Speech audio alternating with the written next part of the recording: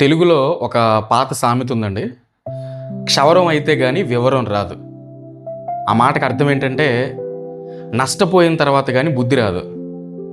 కొంతమందికి వారి జీవితాల్లో నష్టపోయిన తర్వాత గాని బుద్ధి రాదు.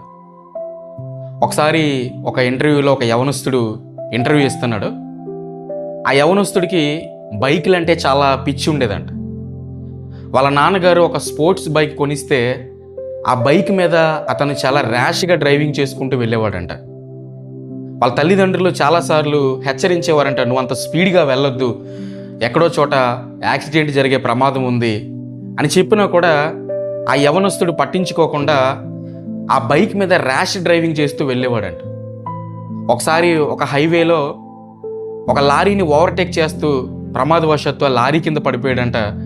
అయితే ఆ లారీ ఆ రెండు కాళ్ళ మీద నుంచి వెళ్ళిపోవడంతో అతని రెండు కాళ్ళు, యవ్వన కాలంలోనే అతని రెండు కాళ్ళు తీసేయాల్సి వచ్చింది. అప్పుడు ఆ ఇంటర్వ్యూలో అతను ఏం చెప్తున్నాడంటే, నాలాగా ఎవరు బైక్ స్పీడ్గా డ్రైవ్ చేయొద్దు, నేను చేసిన తప్పు మీరెవరూ చేయొద్దు, నాలాగా మీరెవరూ నష్టపోవద్దు అని చెప్తున్నాడు.